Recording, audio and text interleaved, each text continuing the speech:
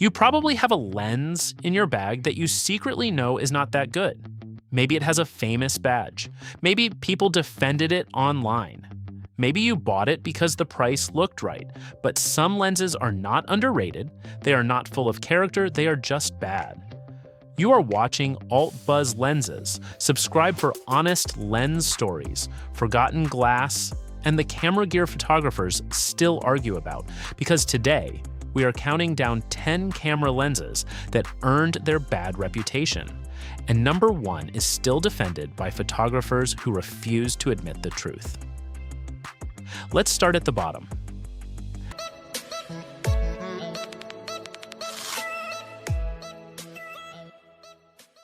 At number 10, we have the Leica Thambar-M 90mm f2.2. It is a soft focus portrait lens with a price tag north of $6,000. And the softness isn't a manufacturing defect, it's the entire design brief. The original Thambar dates back to 1935, with roughly 3,000 units ever made, which is part of why Leica treated the 2018 reissue less like a product launch and more like resurrecting a relic. Here's the part that sounds like a joke until you check the spec sheet. The lens ships with a removable center filter that does the opposite of what every other filter on Earth does. It blocks the sharp central light rays and lets only the soft outer ones through, deliberately undoing the lens's own correction for spherical aberration. Combine that with a 20-blade aperture built purely for round, glowing highlights, and you have a multi-thousand-dollar piece of German engineering built entirely to make your photos look less in focus. The original was designed by Max Barek, the same engineer behind several of Leica's most celebrated optics, and only 2,984 units were ever produced between 1935 and 1939. The 2018 reissue launched at roughly £5,000 in the UK, and even its aperture ring breaks from convention. It's stepless, with no click stops at all. That's the argument that earns it a spot here. When you pay Leica money, you're usually paying for precision few lenses in history can match. This lens asks you to pay that same money for the exact opposite, for the kind of optical softness most engineers spend their careers trying to eliminate. Portrait shooters chasing a painterly look call it a considered tool. Everyone else calls it proof that a badge can sell almost anything, blur included. There's a quieter problem underneath the price tag. Once a brand convinces buyers that imperfection is a luxury feature, the cost of any flaw becomes negotiable. The Thambar isn't here because Leica made a mistake. It's here because Leica found buyers willing to pay extra for a lens that does less. And that's still dividing photographers nearly a century after the original went on sale. Next up, the opposite problem. A lens so stripped down, so cheap, that people argue about whether it even counts as a lens at all. At number 9, we have the Olympus 15mm f8 body cap lens. Fixed focus, fixed aperture. No autofocus, no aperture ring, no stabilization. It's a body cap with a lens element pressed into it, and the name isn't marketing, it's a literal description. The numbers make the case for themselves. Released in 2012 at around $49, it's 9mm thick and weighs 22 grams, lighter than a handful of coins. It doesn't even have an iris diaphragm. f8 isn't a setting you choose, it's the only aperture that exists. Because it has no electrical contacts at all, mounting it on most Olympus bodies triggers a lens not found warning until you dig into a menu and manually tell the camera to shoot without one.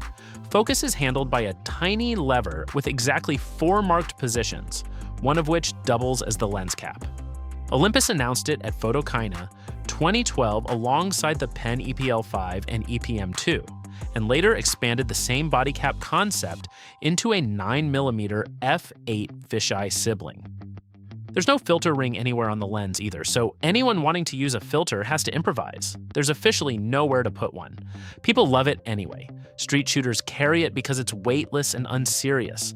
Travel photographers reach for it on days they don't want to think about gear. On social media, the soft lo-fi look it produces is basically the point. That fan base is real, and it's defending an experience, not a performance spec. Because the moment you ask more of it, better corners, faster response, Anything beyond its one fixed trick, it reminds you exactly what it is. This isn't a small lens that happens to take photos. It's a body cap that occasionally does. And from a lens that does too little, we go to one that tried to do far too much. At number 8, we have the Canon EF28 to 90mm f4 to 5.6, the kit lens bundled with entry-level Canon film bodies through the 90s. Plastic mount, plastic barrel, a 5-blade aperture, and 10 elements in 8 groups, doing about as much as 10 elements in 8 groups can do at this price. Canon sold it new for under $200, which tells you exactly how much engineering budget it was working with. It had the Canon name. It never had the Canon feeling. Center sharpness was acceptable in good light. The edges fell apart fast. Distortion showed up at the wide end, and depending on which version you got, autofocus came from either a basic motor or, on the slightly better builds, an ultrasonic one, neither of which felt fast. For thousands of first-time Canon buyers, this lens was the only reference point they had for what the brand's glass felt like. Canon actually made 4 versions of this exact lens, 1, 2, 3, and a USM variant, and independent teardowns found virtually no optical difference between any of them. Even the USM badge oversold itself a little. It used Canon's lesser micro USM motor, rather than the ring-type USM found in the brand's better lenses, so the upgrade promised more than it delivered. Most people owned it for exactly one reason. It came in the box and replaced it the moment they could afford something else. It wasn't hated. Hating it would have meant caring more than it deserved. Sometimes the problem isn't a lens being cheap. Sometimes it's a lens trying to be everything at once. At number 7, we have the Sigma 18 to 200mm f3.5 to 6.3 DC OS HSM. One lens, wide angle to long telephoto, no second body, no swapping glass mid-shoot. On paper, this was the perfect travel solution. Sigma actually pioneered this entire category for budget DSLRs, releasing an 18 to 125mm super zoom. Back in 2004, before this 18 to 200mm followed in 2005, then gained optical stabilization in 2007, the version most people actually remember. In practice, the convenience came with a bill attached. 18 elements crammed into 13 groups is a lot of glass trying to behave consistently across an 11 times zoom range, and it shows. Distortion at the wide end needed correcting in post. Corners were inconsistent exactly where sharpness mattered most. By 200mm, the image had softened enough to frustrate anyone shooting a distant subject with no room for error, and Sigma's own 4-stop stabilization claim can quiet camera shake, but it can't sharpen glass that simply isn't resolving detail. Sigma eventually replaced this design in 2014 with a smaller, lighter, contemporary line version. A quiet admission that the original had gotten a little bulky for what it was. At the time, it was competing directly against Nikon's own 18 to 200mm FE-R, Canon's 18 to 200mm YS, and Tamron's 18 to 270mm, all chasing the same one lens does everything customer. The idea wasn't wrong, the lens just couldn't fully deliver on it. One lens for everything sounds like freedom, until you realize every focal length is its own small compromise. And the next lens pushed that same idea even further, with a similar price to pay. At number 6, we have the Tamron 18 to 270mm f3.5 to 6.3 II VC PZD. 15 times optical zoom, wide angle to long telephoto in one barrel. When Tamron announced it in December 2010, they marketed it as the lightest and most compact 15 times zoom lens in the world, and at 450 grams, that claim actually held up. The lens also introduced PZD, Tamron's first piezo drive autofocus motor, built specifically to be faster and quieter than the motors in their older lenses. But zoom range and optical consistency pull against each other, and past a certain point, something gives. 16 elements in 13 groups is an enormous amount of glass asked to behave the same way at 18mm as it does at 270mm, and here, several things gave. The long end lost sharpness in ways that were hard to recover in post. Chromatic aberration showed up in any high-contrast scene. At 270mm, the maximum aperture made low light genuinely difficult, and vibration compensation can't fix detail. The lens never resolved in the first place.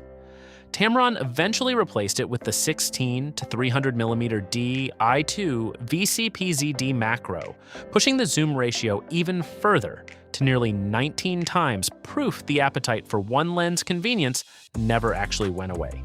It could focus down to about half a meter at any focal length, which sounds generous until you remember that's exactly the kind of spec that looks better on paper than in a soft 270mm frame. It still served a purpose for photographers who knew what they were trading away. But for the ones who came home from a trip with soft 270mm frames, the convenience that sold them on it suddenly felt like a very bad deal. If you're enjoying honest lens takes without the usual brand protection, subscribe to Alt Buzz Lenses. At number 5, we have the Sony Zeiss FE 24 to 70mm f4 ZA OSS, a full-frame standard zoom carrying the most demanding name in optics, on a system whose early adopters were hungry for exactly that. Sony announced it on October 16, 2013, the same day as the original A7 and A7R, meaning this was one of the very first zoom lenses the entire FE mount ever had, with no track record and no competition to measure it against yet.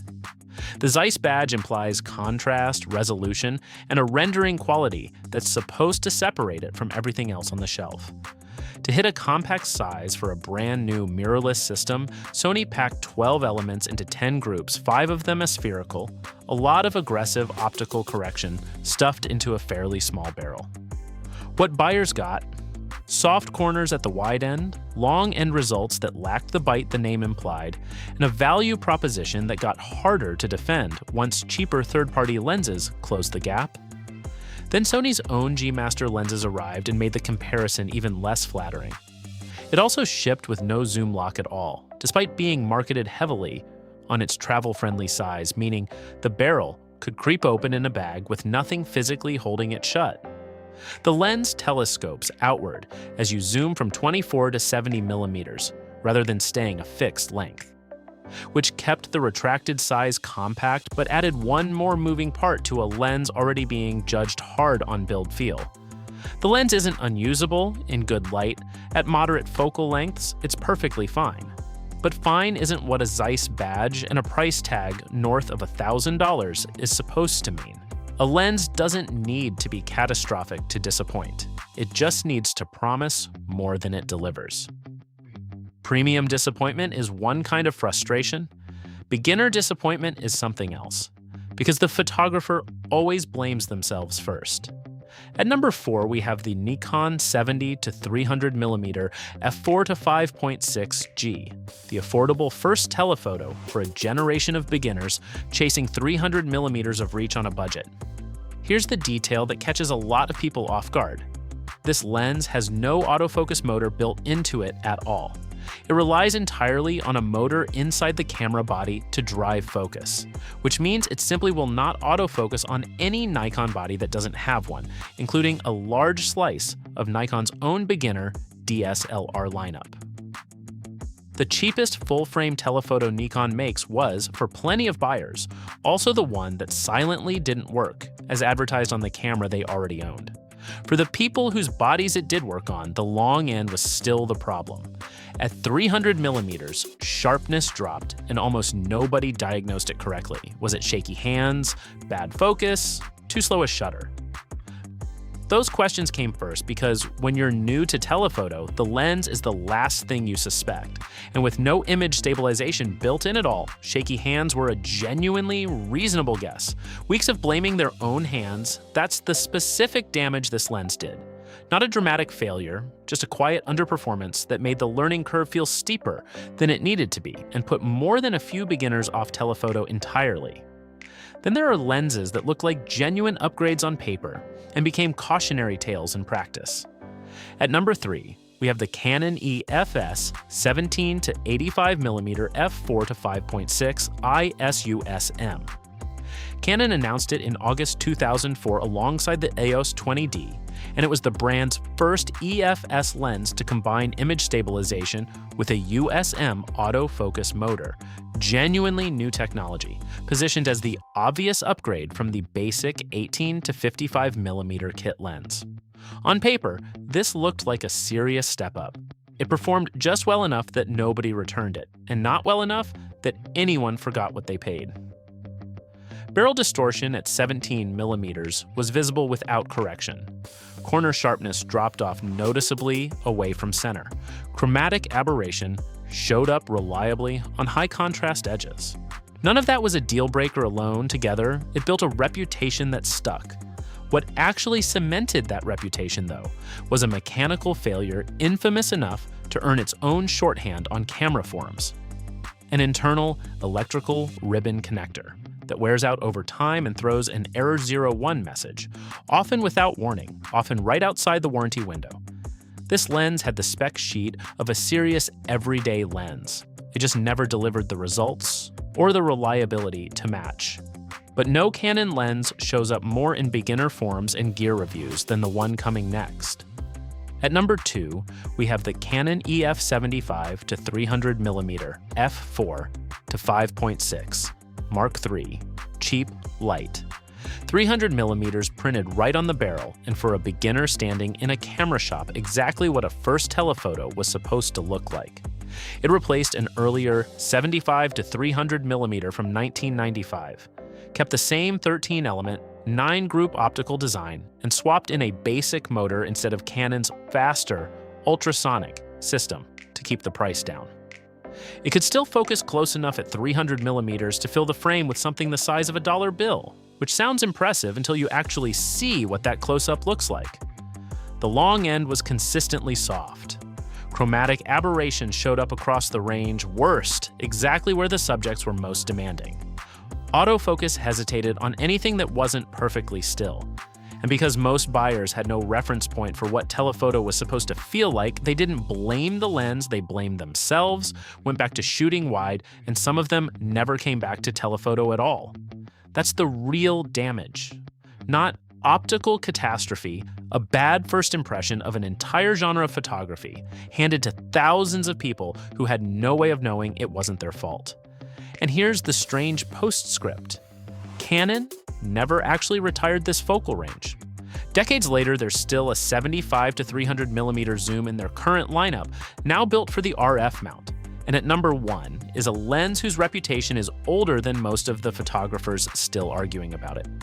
At number 1, we have the Nikon Zoom-Nikkor 43 to 86mm f3.5, released in early 1963, one of Nikon's first real attempts at a zoom, and the argument about it has never fully stopped. In Japan, photographers nicknamed it Yonsan Hachiroku, literally 4386, and despite its reputation, it sold over 150,000 units, making it one of the best-selling lenses Nikon had produced up to that point. It weighed barely 14 ounces and measured about 3 inches long, built with just 9 glass elements at a time when most zooms were enormous. The concept made sense. One practical focal range instead of carrying multiple primes. The execution didn't keep up. Softness followed it from the start, the kind photographers noticed and kept repeating until it became the lens's whole identity. Flare was a constant in backlit shots. This was years before Nikon introduced multi-coating, which didn't arrive on this lens until 1974. Distortion shifted as you moved through the range. Benchmarked against Nikon's primes from the same era, it simply didn't hold up. What makes it historically significant isn't just its own performance, it's what it did to an entire category. At a moment when photographers were still deciding whether zooms could match prime quality, this lens gave them an answer, and for a lot of them, the answer was no. Nikon kept revising it anyway, a redesigned optical formula in 1976, then a move to the AI mount system in 1977 because despite everything wrong with it, people kept buying it. More than 60 years later, people are still defending it as a product of its time. The fact that the argument is still happening is the most honest measure of how deep that mark went. If you think any of these picks are unfair, defend them in the comments. And if you've owned something worse, name it below. This channel runs on exactly that kind of argument. Some lenses are forgotten because nobody cared. These 10 are remembered because photographers cared enough to keep complaining. Subscribe to Alt Buzz Lenses. The glass that started the arguments is always worth one more look.